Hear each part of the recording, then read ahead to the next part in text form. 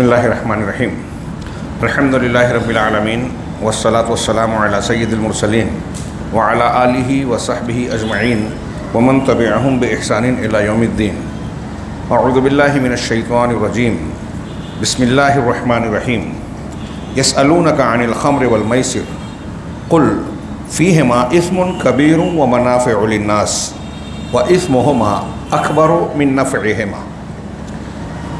محترم حضرین، پچھلے دو درس میں ہم اہل سنت کے اس اصول کو پڑھ رہے ہیں جس میں ذکر کیا گیا کہ دعوت دین کے میدان میں بھی نبی صلی اللہ علیہ وسلم کا منہج اپنانا فرض ہے، واجب ہے۔ اہل سنت اس کو ایک لازمی اصول کی طور پر اختیار کرتے ہیں۔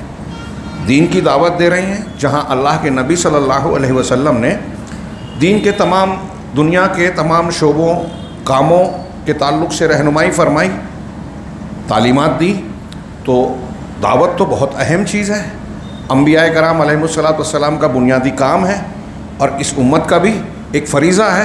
تو ظاہر سی بات ہے کہ اس سلسلے میں بھی تفصیلی تعلیمات اور احکامات بیان کیے گئے ہیں، اور اسی کا التزام ہمیں اور آپ کو قیامت تک ان تمام لوگوں کو جو جناب محمد رسول اللہ صلی اللہ علیہ وسلم پر ایمان رکھتے ہیں اور آپ کی اتباع کرنا چاہتے ہیں، تو جس طرح اپنے ذاتی یا انفرادی کاموں میں نبی کریم صلی اللہ علیہ وسلم کا طریقہ، سنت اور اسوہ اختیار کرنا لازم ہے، ایسے ہی دین کی دعوت کے میدان میں بھی نبی صلی اللہ علیہ وسلم کے منہج کو اور آپ کے طریقہ کار کو اختیار کرنا ضروری ہے۔ اس ضمن میں دلائل بیان کیے گئے، اور پچھلے ہفتے یہ ذکر کیا گیا کہ شیخ الاسلام علامہ ابن تیمیہ سے سوال کیا گیا کہ ایک آدمی زناکار، فاسق و فاجر، ڈکیتی چوری کرنے والا ہے، اس کو سدھارنے کے لیے ایک شیخ جو ہیں وہ اسے مجلس سما میں لاتے ہیں، یہاں کچھ گانے گائے جاتے ہیں، اشعار پڑھے جاتے ہیں، اچھے اشعار، دف بجایا جاتا ہے، ناجائز موسیقی وغیرہ نہیں ہے، تو کیا ایسا کرنا درست ہے؟ اس کے جواب میں علامہ ابن تیمیہ رحمہ اللہ کی تفصیلی گفتگو بیان کی گئی، 5 نکات بیان کیے، جن 5 کا حاصل یہ ہے کہ ہمارا دین ہر شعبے میں مکمل ہے، اللہ کے رسول صلی اللہ علیہ وسلم نے دین کو مکمل کیا، آپ ہمارے لیے اسوہ اور نمونہ ہیں، آپ سے بہتر کوئی طریقہ نہیں ہے، اور آپ نے بہت سارے کفار مشرکین کی اصلاح کی دعوت دی، ترقی اور اصلاح کے اصولوں پر کے راستوں پر ڈالا۔ نبی کریم صلی اللہ علیہ وسلم کے لیے ہمارے لیے کی زندگی میں ہمارے لیے اسوہ ہے، لہٰذا اسی طریقہ کار کو اختیار کرنا چاہیے جو جناب محمد رسول اللہ صلی اللہ علیہ وسلم کا ہے۔ اس ضمن میں مزید 2-3 اہم نکات کا ذکر کرتے ہوئے شیخ الاسلام علامہ ابن تیمیہ نے کچھ کا اصول یہاں صاحب کتاب نے ذکر کیا، اختصار کے ساتھ ذکر کیا۔ اسے میں اپنے الفاظ میں ابتدائی بات کہوں کہ اللہ تبارک و تعالیٰ نے شریعت میں کچھ چیزوں کو کرنے کا حکم دیا ہے، یا تو فرض ہے یا مستحب ہے، اور کچھ چیزوں سے روکا ہے کہ یہ نہیں کر سکتے، یہ حرام ہے یا اس میں مفسدہ ہے۔ اب جن کا حکم دیا ہے، جن سے منع کیا ہے، اس سلسلے میں موٹی بات، بنیادی بات ہم اور آپ یہ جانتے ہیں اور جاننا چاہیے ہر مسلمان کو کہ اللہ تبارک و تعالیٰ نے اپنی شریعت مطہرہ میں جو کرنے کا حکم دیا ہے وہ انسانوں کے لیے مفید ہے، ضروری ہے، دنیا اور آخرت کے بہت سارے فوائد اور مصلحتیں اس سے جڑی ہیں۔ ہم اس کی تفصیل جانیں یا نہ جانیں، لیکن یہ ایمان ہونا چاہیے کہ جن چیزوں کا حکم اللہ نے دیا ہے وہ ہمارے فائدے کی ہیں، اور جن چیزوں سے روکا ہے وہ ہمارے لیے نقصان کی ہیں۔ لیکن کبھی کبھی ایسا ہوتا ہے کہ کسی ایک چیز پر عمل کرنے میں کچھ فائدہ بھی ہے اور کچھ نقصان بھی ہوتا ہے۔ ایسی کئی شکلیں آ جاتی ہیں کہ ہم ایسی کسی چیز میں پھنس جاتے ہیں کہ چھوٹی مصیبت اختیار کریں تو بڑی سے بچتے ہیں، بڑی کو اختیار کریں تو چھوٹی سے بچتے ہیں۔ تو یہاں انسان اپنی عقلی اعتبار سے بھی غور کرے تو خود بخود فتویٰ دے سکتا ہے۔ جیسے ہم ایک بڑا مسئلہ ہمارے سامنے پیش آ رہا ہے تو رشوت دینا حرام ہے، لیکن 100-200 روپیہ دے کے اگر بڑی جھنجھٹ سے بچتے ہیں، کیس کا باڑا یا اس سے، تو سبھی لوگ یہ عمل کر بیٹھتے ہیں، جانتے ہیں کہ یہ پیسہ دینا حرام ہے، جائز نہیں ہے، لیکن یہ بھی جانتے ہیں کہ یہ نہیں دیں گے تو بڑی مصیبت ہوگی، وہ آگے اور خرچ ہوگا اور مسائل پیدا ہوں گے۔ یہ ایک چھوٹی سی میں نے ہلکی سی مثال دی۔ اس تناظر میں قرآن کا حکم ہے کہ قرآن و حدیث کا، شریعت کا یہ اصول بھی ہے جو عقل و فطرت کے عین موافق ہے کہ اگر کسی کام کے کرنے یا نہ کرنے میں ہم شریعت کی پیروی کرنے جا رہے ہیں، ہمیں ایک فائدہ اور ایک مفسدہ یعنی نقصان دکھائی دے رہا ہے، تو کس کو اختیار کیا جائے؟ جس کا پہلو غالب ہے. اگر نقصان کا پہلو غالب ہے تو وہ چیز منع ہوگی، اگر فائدے کا پہلو غالب ہے تو اس چیز کو کرنا ہوگا. یہ میں نے اصول کو بیان کیا. اس اصول کو ذکر کرنے کے لیے، بیان کرنے کے لیے شیخ الاسلام رحمہ اللہ نے قرآن کی 2 آیتوں کو پیش کیا. اس کی 20 دلیلیں ہیں. پہلی آیت دی پیش کی کہ کتب علیکم القتال وهو کرہ لکم وعسى ان تکرہوا شیئا وهو خیر لکم وعسى ان تحبوا شیئا وهو شر لکم واللہ یعلم وانتم لا تعلمون. تم پر لڑنا فرض کر دیا گیا ہے. قتال جب اس کا موقع آ جائے، اس کے شرائط موجود ہوں تو دشمنان دین سے قتال کرنا، جنگ لڑنا، مقابلہ کرنا، اپنا دفاع بھی کرنا، یا ضرورت پڑے تو اقدام کرنا. اللہ نے کہا کہ یہ لکھ دیا گیا ہے، یعنی فرض کر دیا گیا ہے، حالانکہ وہ تمہیں سراسر ناپسند ہے. جنگ کرنا ناپسند ہے اور اس میں نقصان بھی ہو سکتا ہے، جان کا، مال کا. آدمی کو زخم لگ سکتے ہیں، اپاہج ہو سکتا ہے، نقصان ہے. تو یہ پسند نہیں ہے، پھر بھی تم پر لکھا گیا ہے. اور اللہ نے آگے فرمایا اور ہو سکتا ہے کہ تم ایک چیز کو ناپسند کرو اور وہ تمہارے لیے بہتر ہو. اس میں نقصان کا امکان تم کو نظر آ رہا ہے، لیکن جو نقصان تم دیکھ رہے ہو اس کے مقابلے میں فائدہ اس سے کہیں زیادہ عظیم الشان اور بڑا ہے. چنانچہ تمہارے لیے بہتر ہو سکتا ہے کہ تم ایک چیز کو ناپسند کرو، ایک چیز کو پسند کرو اور تمہارے لیے بری ہو. یعنی یہ ہو سکتا ہے کہ جس چیز کو پسند کر رہے ہو وہ بری ہو ہمارے حق میں، اور جس چیز کو ناپسند کر رہے ہو وہ ہمارے حق میں اچھی ہو. ہم ابھی واقعات پڑھیں گے. یہ اکثر نیکیوں میں، برائیوں سے بچنے میں یہ چیز، جیسے کوئی برائی کا موقع ملے، ایک آدمی کو گندی فلم دیکھنے کا موقع مل رہا ہے، زنا کرنے کا موقع مل رہا ہے، جوا کھیلنے کا موقع مل رہا ہے. اسے ایسا لگتا ہے کہ یہ عمل اگر وہ کر لے گا تو مزہ آئے گا، لذت ملے گی، تلذذ، یہ وقتی لذت ملے گی، بظاہر فائدہ مل رہا ہے، لیکن اس کا جو انجام ہے، اس کا جو عذاب ہے، اس کے جو نتائج برے اور بھی ہو سکتے ہیں، دنیا کے بھی اور آخرت کے بھی، اللہ کی ناراضگی کی شکل میں. تو وہ نقصان زیادہ بڑا ہے. ہمیں اچھا لگ رہا ہے، لذت بظاہر نظر آتی ہے، لیکن اس کا انجام برا ہے. یہ جہاد اور قتال کے مقابلے میں آپ اس پر غور کر سکتے ہیں. ایسی کئی چیزیں ہوتی ہیں کہ ہمیں وہ بری معلوم ہوتی ہے کہ اس کو کرنے میں ہمارا نقصان ہے. میں نے ابھی اشارہ کرنا چاہا کہ سیدنا ابراہیم علیہ السلام کی سیرت ابھی تازہ کی جائے گی عید الاضحیٰ اور حج کے موقع پر. اس میں آپ دیکھیے کہ حضرت ابراہیم کو حکم دیا گیا کہ اپنی ماں، اپنی بیوی اور اپنے بچے کو، نوزائیدہ بچے کو، مکہ کی وادی میں جو اس وقت بالکل بے آب و گیاہ میدان تھا، پانی نہ آدم نہ آبادی کچھ بھی نہیں، وہاں چھوڑاؤ. اس حکم پر عمل کرنے میں بظاہر کیا نظر آ رہا تھا؟ نقصان. اللہ کے رسول حضرت ابراہیم سے کہا گیا اپنے بیٹے کے گلے پہ چھری مار دو. خواب دکھایا گیا وحی کے ذریعے. خواب، نبی کا خواب وحی ہوتا ہے، اللہ کا حکم ہوتا ہے، قرآن سے ثابت ہے. اس پر عمل کرنے میں بظاہر دقت تھی، تکلیف تھی، اپنی محبت کو قربان کرنا تھا، لیکن اللہ کا حکم تھا. اللہ کے حکم کی تعمیل یہ زیادہ بڑی بات ہے، اہم ہے، فائدہ مند ہے، نتیجے کے اعتبار سے دنیا اور آخرت میں مفید ہے. سیدنا ابراہیم نے عمل کیا علیہ السلام. غور کیجئے، اکثر نیکیوں کے کرنے میں، برائیوں سے بچنے میں یہ تعلق ہمیں آتا ہے، یہ چیز سامنے آتی ہے. اور کہیں کہیں ایسی شکل آتی ہے کہ آدمی کے لیے فیصلہ کرنا پڑتا ہے کہ کیا کرے. ہاں، ہمارا اور آپ کا اختلاف ہو گیا. کئی لوگ مسجد میں، جماعت کے معاملات میں کسی چیز کو کرنے کے سلسلے میں مشورہ ہوتا ہے تو آپس میں اختلاف رائے ہو جاتا ہے کہ نہیں ایسا ہونا چاہیے، دوسرا کہتا ہے نہیں ویسا ہونا چاہیے. تو کس رائے کو ترجیح دی جائے؟ یہاں یہ اصول سامنے رکھنا چاہیے کہ جس اصول میں فائدہ غالب ہو، نقصان کم ہو، ایسی رائے کو اختیار کرنا چاہیے. یہ شریعت کا اصول ہے اور اس میں بتا رہے ہیں، ذکر کر رہے ہیں. اللہ تبارک و تعالیٰ نے فرمایا، دوسری آیت ذکر کی اسی آیت کے آخر میں، اور اللہ جانتا ہے تم نہیں جانتے. ہم کو اللہ نے ایک حکم دیا، ہمیں اس میں نقصان نظر آ رہا ہے، لیکن اللہ کا حکم ہے تو سب سے بڑی ترجیحی پہلو تو یہی ہوگا کہ یہ اللہ کا حکم ہے، اس لیے اس پر عمل کرنا ہے.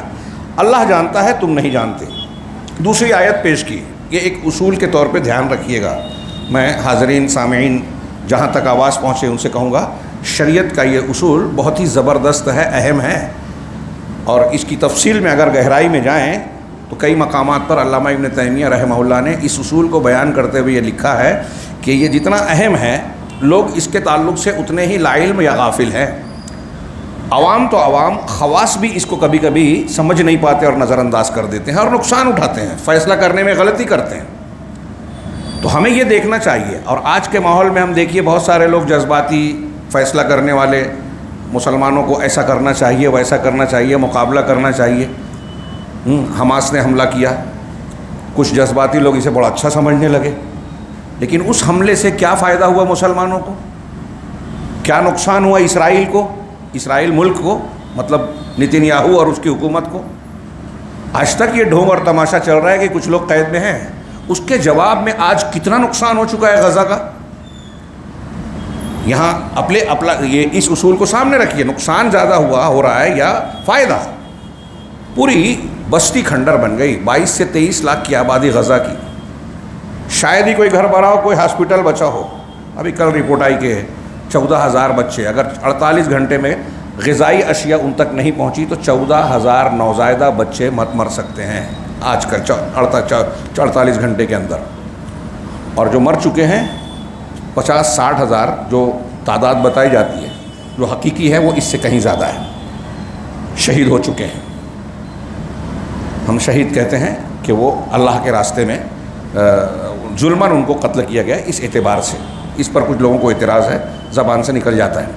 تو بہرحال غور کیجئے کہ اس میں نقصان، تو اب اس کو سامنے رکھیے تو غور کیجئے کہ حماس کی یہ کارروائی صحیح تھی کیا؟ جو لوگ اندھے اور جذباتی ہو کر ان کی تائید کرتے ہیں اور ایسی حرکتوں کے لیے اور اکساتے ہیں نوجوانوں کو، ایسا کر لے ویسا کر لے. میں ایک موٹا سا سوال کرتا ہوں. اللہ کے نبی صلی اللہ علیہ وسلم نے حضرت علی کو بھیجا تھا کہ پکی قبروں کو توڑ دے. حضرت علی رضی اللہ تعالیٰ عنہ نے اپنے عہد میں ابو الحیاج کو بھیجا تھا پکی پختہ قبریں توڑ دو. آپ اور ہم میں سے کون کتنے بہادر لوگ ہیں یہ جو جذباتی لوگ بات کرتے ہیں کہ امریکہ کو جواب دو، فلاں کو مار دو، فلاں کو توڑ دو، حملہ کر دو، اور پھر نتیجے میں پورے مسلمانوں کو خطرے میں ڈال دیتے ہیں. رد عمل میں مسلمانوں پہ ظلم ہوتا ہے، گرفتاریاں ہوتی ہیں، گھروں پر بلڈوزر چلتے ہیں، یہ غائب ہو جاتے ہیں. تو حضرت علی رضی اللہ تعالیٰ عنہ اور اللہ کے رسول صلی اللہ علیہ وسلم کے اس عمل کے تعلق سے ہم پوچھیں کہ یہ بھی سنت ہے، تو آپ اپنے شہر میں جو پکی قبریں ہیں جا کے اسے توڑ کر بہادری بتائیے. وہاں ان کی عقل فوراً کام کرے گی اور کہیں گے کہ نہیں، اگر ہم یہ کام کرنے، اگرچہ یہ کام صحیح ہو لیکن ایک کرنا غلط ہے. کیوں؟ اس لیے کہ ہم اس کام کو اگر کرنے جائیں گے تو صحیح کام ہے، لیکن اس سے مفسدہ، نقصان، ضرر، فساد بہت بڑا ہو سکتا ہے. مسلمانوں کے دو گروہ میں لڑائی جھگڑا ہو جائے گا، قتل و غارت گری کی نوبت آ سکتی ہے، فساد ہو جائے گا. ہاں، بہت کچھ فساد اور بگاڑ پیدا ہو جائے گا، اور جو اصلاح مقصود ہے وہ حاصل بھی نہیں ہوگی.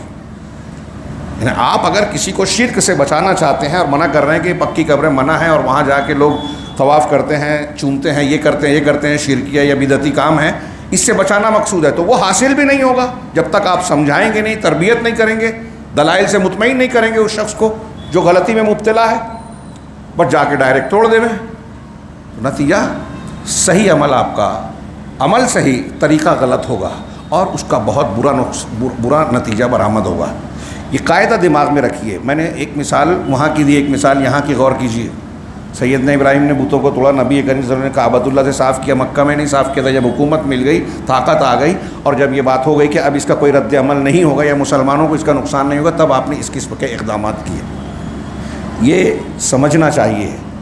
اور عام حالات میں جب مسلمان کمزور ہوں تو ہم جو کر سکتے ہیں، صبر کرنا، دعا کرنا، تربیت کرنا، عبادت کرنا، جو ہم کر سکتے ہیں ہم اس کے مکلف ہیں. جو نہیں کر سکتے اللہ اس کے بارے میں سوال نہیں کرے گا. اچھی طریقے سے یہ آج کے زمانے میں خاص طور سے نئی نسل کے جذباتی لوگوں کو سمجھنے اور سمجھانے کی بڑی شدید ضرورت ہے. اور اس تناظر میں جو بہت سی دلیلیں ہیں اس میں سے ایک یہ آیت ملاحظہ فرمائیں کہ وہ کہ اللہ نے فرمایا یسألونک عن الخمر والمیسر، وہ آپ سے خمر، شراب، میسر یعنی جوا، شراب اور جوئے کے بارے میں سوال کرتے ہیں. قل، آپ ان سے بتائیے، کہہ دیجئے، فیہما اسم کبیر ومنافع للناس، کہہ رہے ہیں کہ آپ یہ بتائیے کہ ان دونوں میں بڑا گناہ ہے. اسم کبیر، گناہ بڑا ہے، بڑا گناہ ہے، اور لوگوں کے لیے کچھ نفع بھی ہے. بظاہر فائدہ بھی معلوم ہوتا ہے.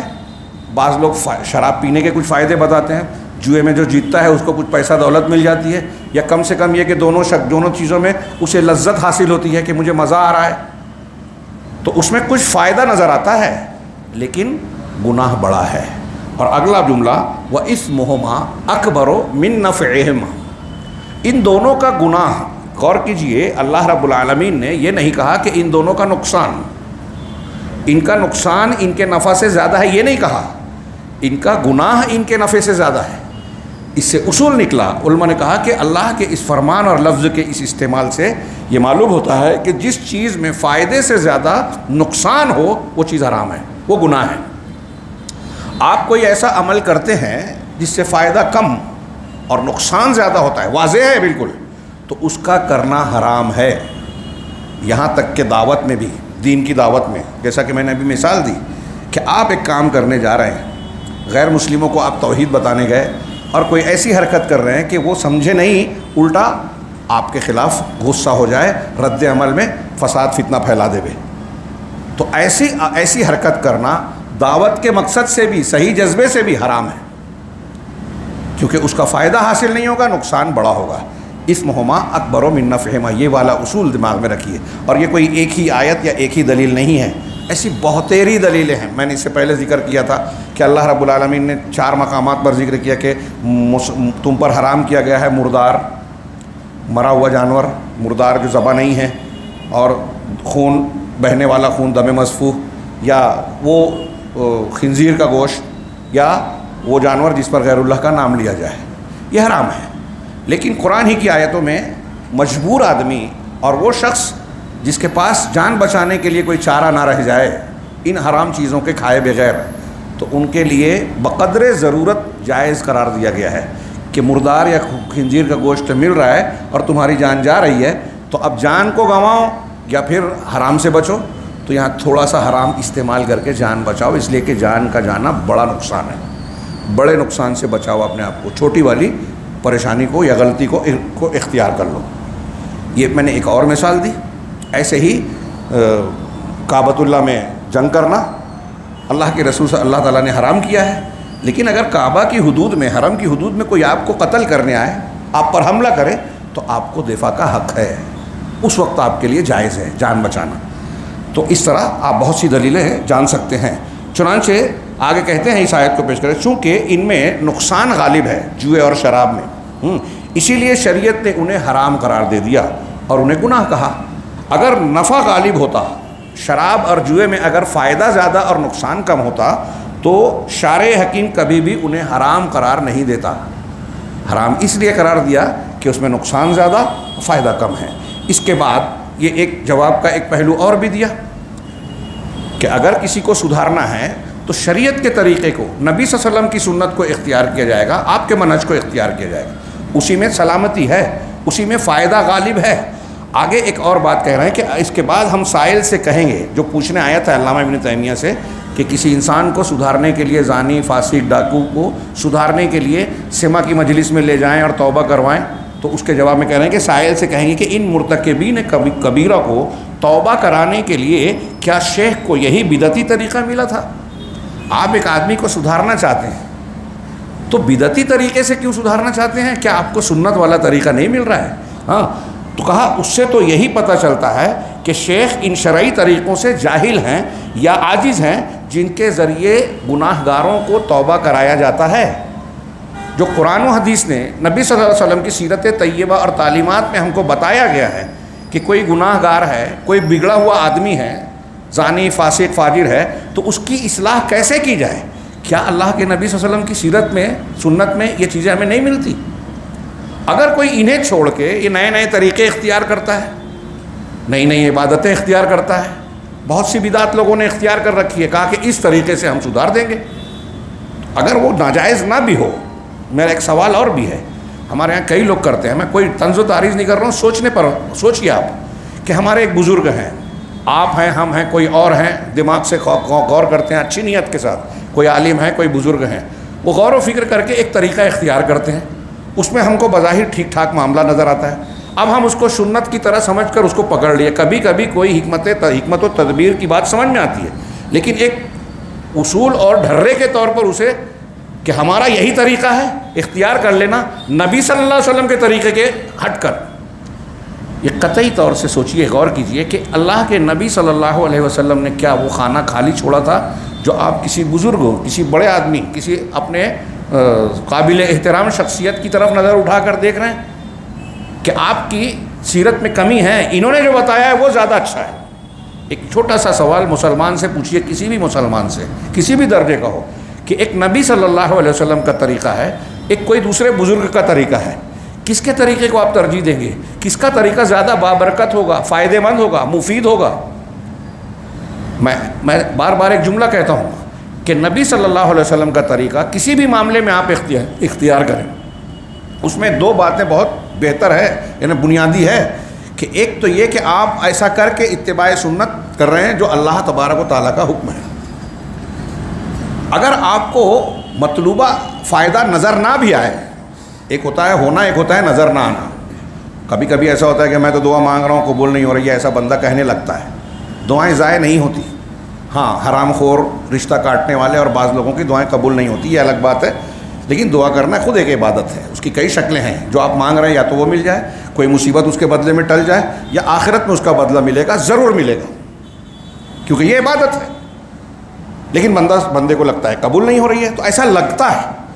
تو اگر ایسا لگے بھی تو کم سے کم یہ اطمینان ہوگا کہ نبی صلی اللہ علیہ وسلم کی سنت پر آپ ہیں، آپ کوئی غلط کام نہیں کر رہے ہیں. دوسروں کے طریقے میں یہ خوف ہے، اندیشہ ہے، احتمال ہے کہ اس میں غلطی ہو سکتی ہے، اس میں بدعت آ سکتی ہے، کہ نبی کا طریقہ نہیں ہے.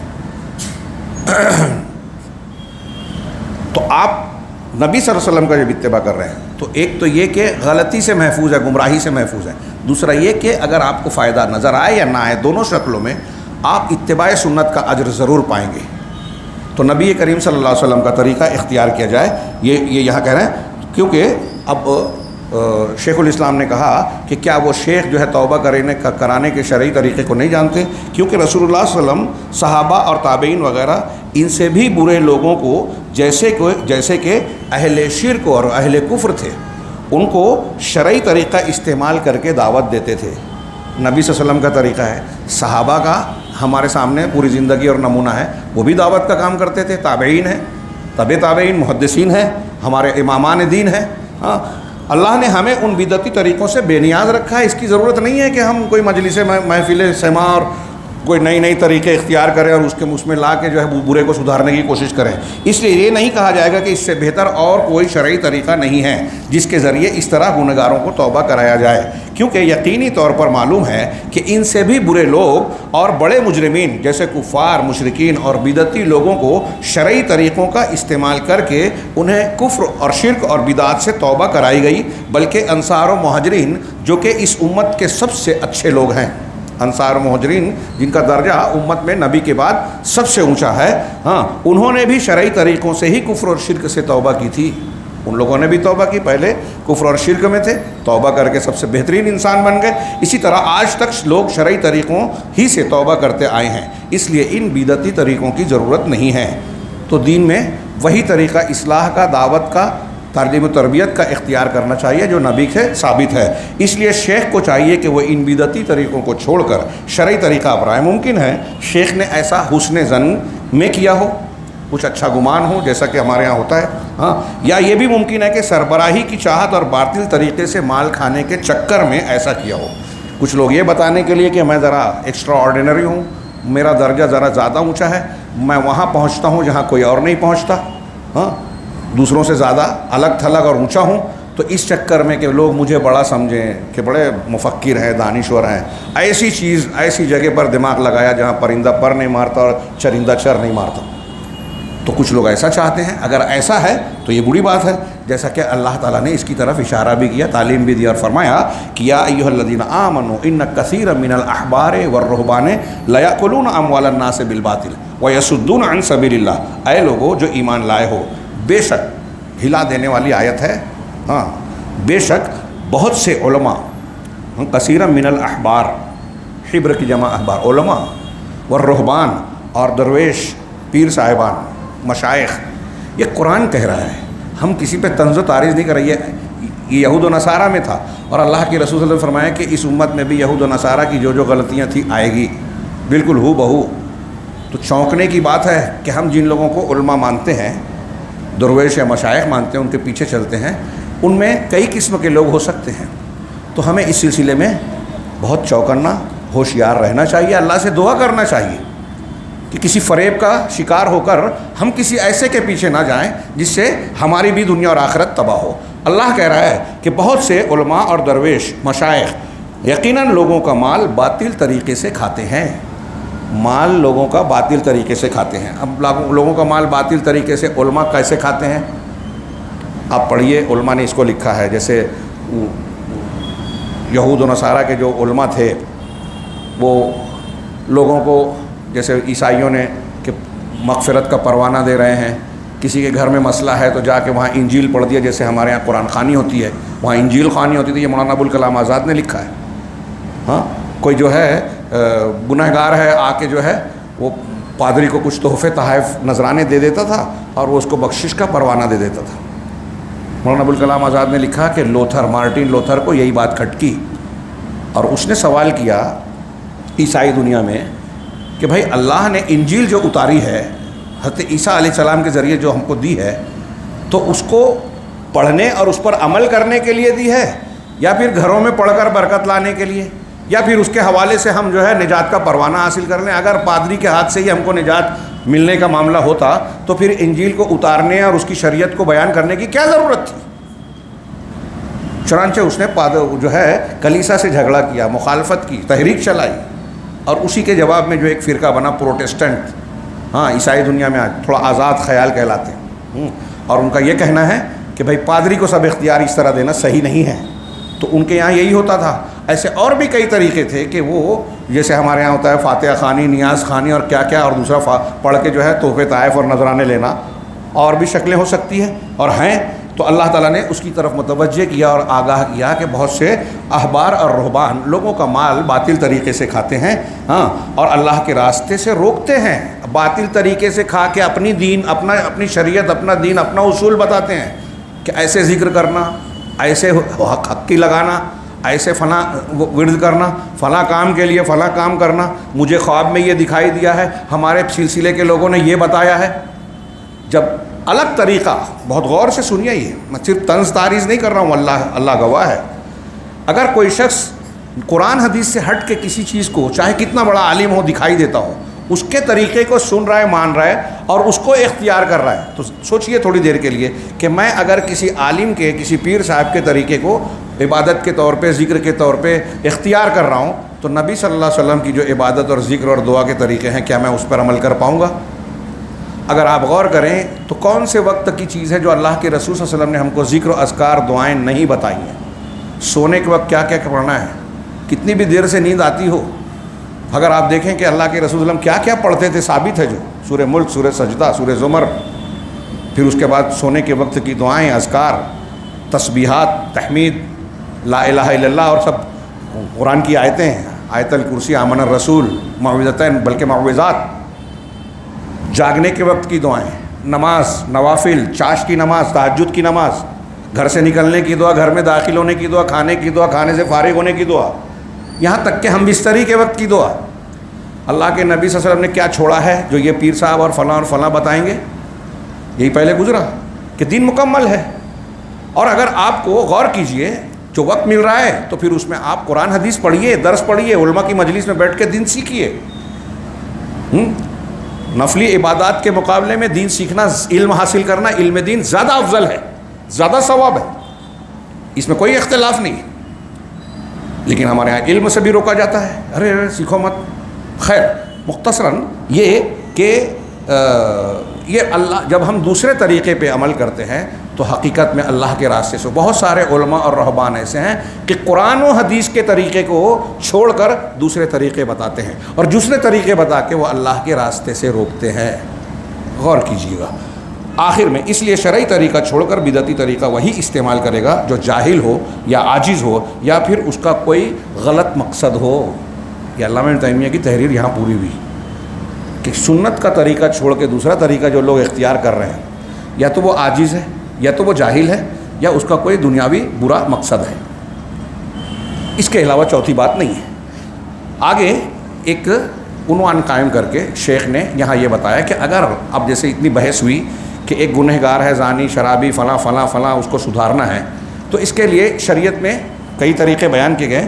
یہاں انہوں نے توبہ کرانے کی 4 طریقوں، 4 قسموں کا ذکر کیا، جو قرآن و حدیث میں جس کی تعلیم دی گئی ہے اختصار کے ساتھ اس کا ذکر کیا اور یہ اصول ختم کیا. یہاں ترک معاصی، گناہ کو چھوڑنے اور گناہوں سے توبہ کرانے میں مفید امور کو 4 قسموں میں تقسیم کر سکتے ہیں.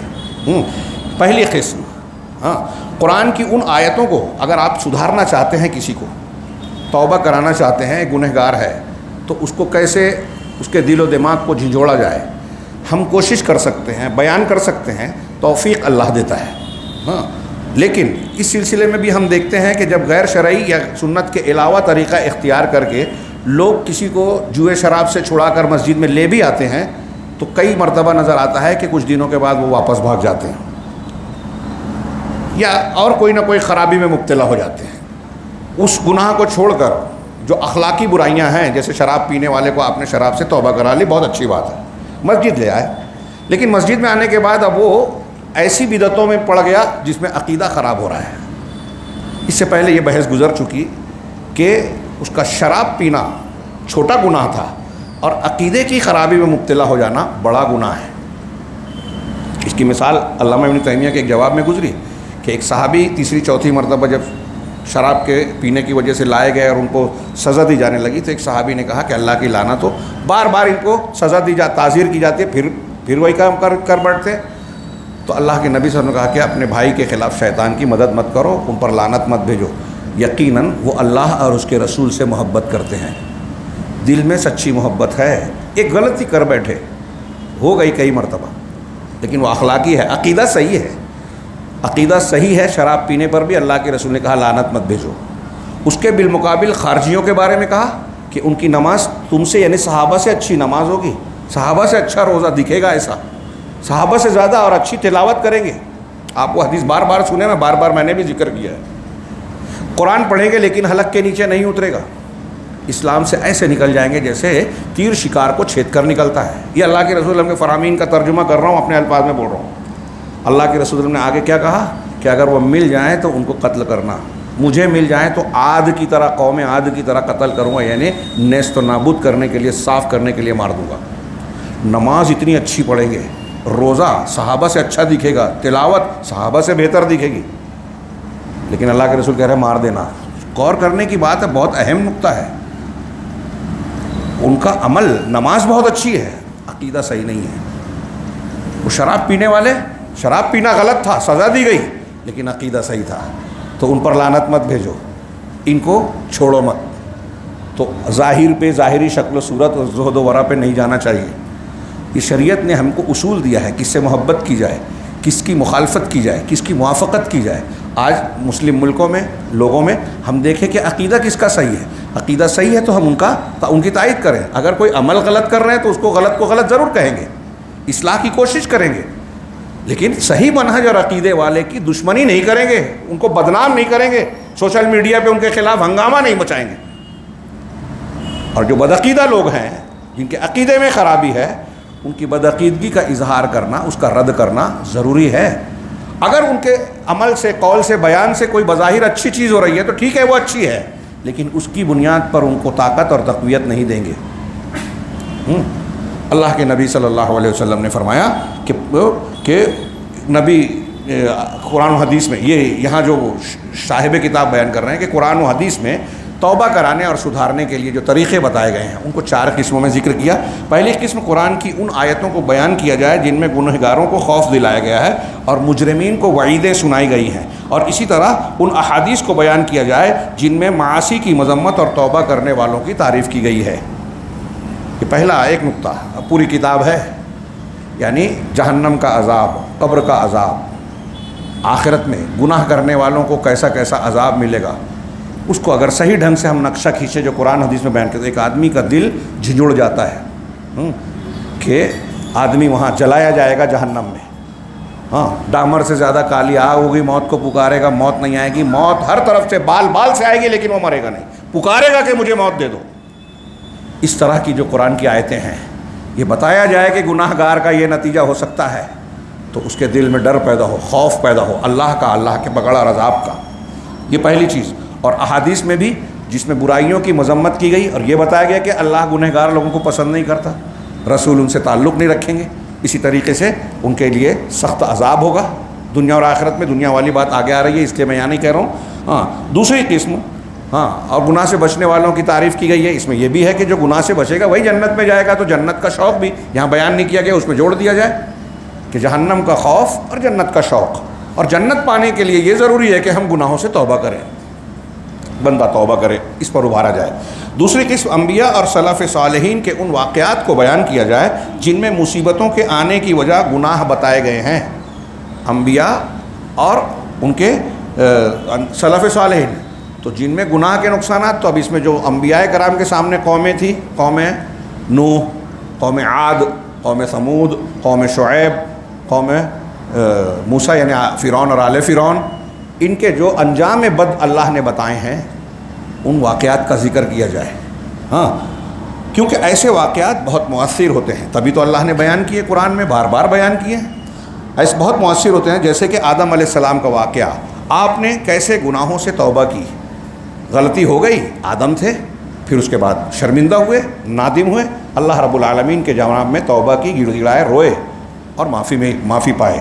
آپ کو جنت سے نکالا گیا کیونکہ ان واقعات کا مقصد دل بہلانا نہیں ہے جو قرآن و حدیث میں بیان کیا گیا ہے، بلکہ ان سے عبرت حاصل کرنا ہے. لہٰذا توبہ کرانے کے لیے ان واقعات کو بیان کیا جا سکتا ہے. حضرت آدم کا انہوں نے ذکر کیا، میں نے دوسروں کی طرف اشارہ کیا. تیسری قسم، انہیں یہ یقین دلایا جائے، جن سے آپ کو توبہ کرانی ہے، انہیں یہ یقین دلایا جائے کہ دنیاوی مصائب گناہوں ہی کی وجہ سے آتے ہیں. یہ بالکل صحیح ہے، قرآن حدیث میں بار بار اتنی بار کہ آپ کہیں گے کہ یہ مضمون میں سمجھتا ہوں توحید اور اتباع اور اس کے ساتھ ہر جگہ جڑا ہوا ملے گا آپ کو، کہ جیسا آپ کرو گے ویسا آپ کو بدلہ ملے گا.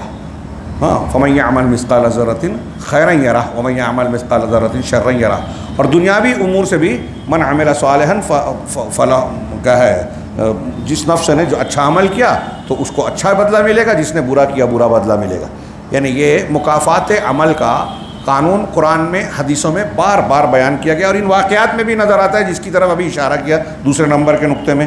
تو کہا کہ مصائب گناہوں، ہم جو مصیبت میں ہیں، پریشانی میں مبتلا ہیں، یعنی یہ آج سمجھ لیجئے کہ فلسطین کا مسئلہ ہو، ہندوستان میں ہمارے سامنے جو مسائل ہیں، جو بھی پریشانیاں ہیں، گھروں پہ بلڈوزر چل رہے ہیں، گرفتاریاں ہو رہی ہیں، سازشیں ہو رہی ہیں، ہمارے خلاف قانون بنایا جا رہا ہے، ہماری اوقاف پر جو ہے نظر بد ڈال کر قانون بنا دیا گیا ہے اور معاملہ چل رہا ہے کورٹ میں.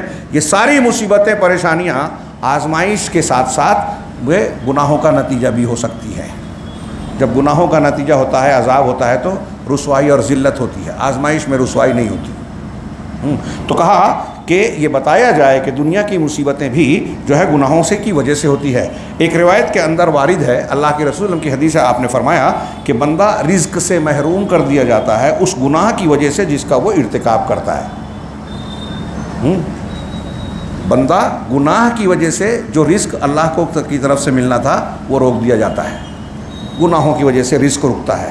ہاں، مسند احمد کی روایت ہے. بعض سلف نے کہا، بعض سلف کا یہ قول ہے کہ لعنت چہرے کی سیاہی اور مال کی کمی میں نہیں ہے.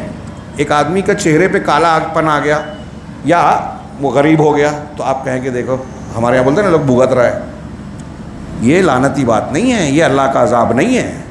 لعنت چہرے کی سیاہی اور مال کی کمی میں نہیں ہے، بلکہ لعنت یہ ہے کہ آپ گناہ پر گناہ کرتے رہیں اور اس سے توبہ نہ کر پائیں.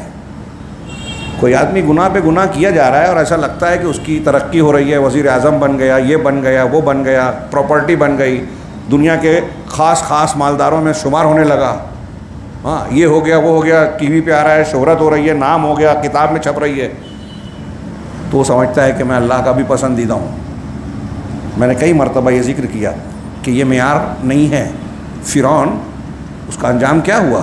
باغی تھا، اللہ نے اس کو سرکش کہا، ہاں متمرد کہا، لیکن دنیا میں اس کو بادشاہت ملی تھی، دولت ملی تھی. کیا نہیں تھا اس کو؟ اپنے آپ کو رب اعلیٰ تک کہہ ڈالا، نعوذ باللہ.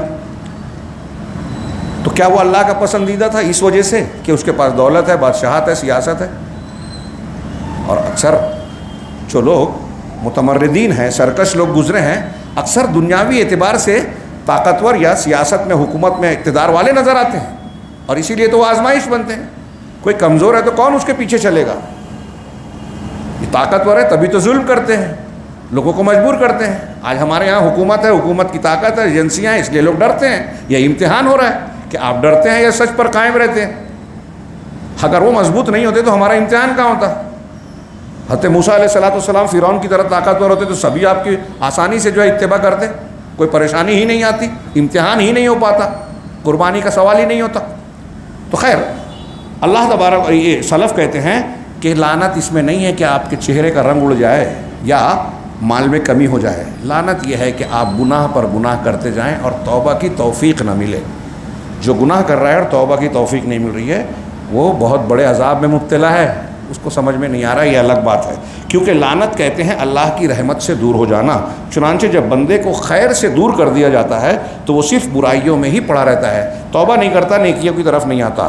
اور معلوم ہونا چاہیے کہ توفیق سے محرومی ہی سب سے بڑی محرومی ہے۔ ایک آدمی نیک کاموں کے کرنے اور برے کاموں سے بچنے یا توبہ کرنے کی توفیق سے محروم ہو جائے تو سب سے بڑا بدقسمت وہی ہے۔ ہاں، ایسا بندہ گناہ پر گناہ کرتا رہتا ہے، اسے علماء حق کی مصاحبت نصیب نہیں ہوتی۔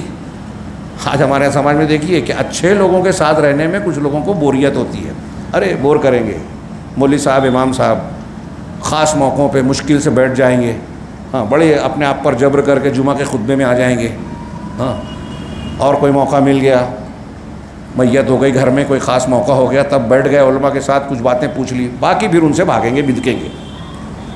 یہ محرومی ہے، یہ کہہ رہے ہیں شیخ کہ یہ محرومی ہے، علماء اور اچھے لوگوں کی مصاحبت سے آپ محروم ہو رہے ہیں، کیونکہ وہ عند اللہ مبغوض ہونے کی وجہ سے اس کے نیک بندوں کے نزدیک بھی مبغوض ہو جاتا ہے۔ ہاں، خلاصہ یہ کہ دنیا میں گناہوں کی آفات بہت ہیں، اگر کوئی ان کی آزمائش میں پڑ گیا، دنیا میں گناہوں کا نقصان، اگر کوئی ان کی آزمائش میں پڑ گیا تو یہ اللہ کی طرف سے سزا ہے، گناہوں پر گناہ کرتا جا رہا ہے تو یہ دنیا کی ایک سزا ہے۔ اور جہاں تک فرمانبردار بندے کا تعلق ہے تو اس کی اطاعت اور فرمانبرداری کی یہ برکت ہوتی ہے کہ اس کے حق میں ہر نعمت اس کی اطاعت کا بدلہ ثابت ہوتی ہے۔ دنیا میں وہ نیکیاں کرتا جاتا ہے اور اللہ کی نعمت اس کی اطاعت کا بدلہ بنتی جاتی ہے اور اسے شکریہ کی توفیق ملتی رہتی ہے۔ جتنی نعمتیں اللہ اس کو دیتا جاتا ہے اتنا وہ شکر گزار بنتا جاتا ہے، اللہ کا شکر ادا کرتا ہے، اس کی نیکیاں اور بڑھتی جاتی ہے۔ اس پر آئی ہر مصیبت اس کے گناہوں کے لیے، اب اس کو پریشانی، مصیبت، دقت، مشکل تو آتی ہے، لیکن ایسے نیک بندے کے لیے جو مصیبت آتی ہے وہ گناہوں کے لیے کفارہ اور اس کے درجات کی بلندی کا سبب بن جاتی ہے۔ یہ تیسری وجہ بتائی گناہوں سے توبہ کرانے کے لیے کہ یہ سمجھایا جائے۔ چوتھی اور آخری وجہ ایک سوا لائن میں بیان کی کہ شراب، زنا اور چوری جیسے گناہوں پر جو سزائیں کتاب و سنت میں وارد ہوئی ہیں انہیں بیان کیا جائے۔ ہمارے مخاطب جس گناہ میں ملوث ہے اس گناہ کے کیا کیا نقصان اور دنیاوی سزائیں بیان کی ہے شریعت نے، جیسے چور کا ہاتھ کاٹ دینا، زانی کو 100 کوڑے مارنا یا شادی شدہ ہے تو سنگسار کرنا، اس قسم کی سزائیں اور اللہ کی وعیدیں، رسول اللہ صلی اللہ علیہ وسلم کی بیان کردہ سختیاں اس کو بتائی جائیں۔ یہ طریقہ ہے جو نبی کریم صلی اللہ علیہ وسلم اور اللہ کا بیان کیا ہوا طریقہ ہے کسی کو سدھارنے، کسی سے توبہ کرانے کا۔ دین کے معاملے میں حاصل کلام یہ جو قاعدہ ہم نے پڑھا کہ دعوت دین کے میدان میں بھی ہمیں اور آپ کو اصلاح کے لیے وہی طریقہ اختیار کرنا چاہیے جو انبیاء کرام اور جناب محمد رسول اللہ صلی اللہ علیہ وسلم کا طریقہ ہے۔ اگر ہم کھانے پینے میں، چلنے پھرنے میں، اٹھنے بیٹھنے میں، لیٹنے میں اللہ کے رسول کی سنت دیکھ رہے ہیں، بہت اچھی بات ہے۔ ان تمام عمل سے بڑا عمل دعوت اللہ کا ہے اور یہ نبی صلی اللہ علیہ وسلم کا طریقہ ہے۔ تو نبی کی اس تعلیم کو بھی جب انجام دیا جائے گا تو نبی کے طریقے سے ہی عمل کیا جائے گا۔ ایسا نہیں ہے کہ آپ تو اسلام کی دعوت دینے جا رہے ہیں لیکن میرے مولانا فلاں ہیں، فلاں بڑے بزرگ ہیں، فلاں پیر صاحب ہیں، فلاں شیخ ہیں، ان کے طریقے کو اختیار کروں گا۔ یہ دھوکہ بہت سارے مسلمان اختیار کیے بیٹھے ہیں، اپنے آپ کو فریب میں ڈال کے اپنی محنت کو ضائع کرتے ہیں۔ محنت کو رنگ لانا ہے تو ہمارا ہر عمل سنت کے موافق ہونا چاہیے، دعوت بھی۔ اللہ رب العالمین ہمیں ہر معاملے میں جو ہے خیر کی توفیق عطا فرمائے، دین کی صحیح سمجھ دے، اس پر عمل کرنے کی توفیق عطا فرمائے، اور جب خاتمہ ہو تو اسی سچے دین پر، سچی توحید پر ہو جس کے ذریعے سے پروردگار اس دنیا کے ساتھ کی سعادت کے ساتھ آخرت میں بھی ہمیں کامیابیوں سے نوازے۔ وآخر دعوانا ان الحمد للہ رب العالمین وصلی اللہ علی نبینا محمد۔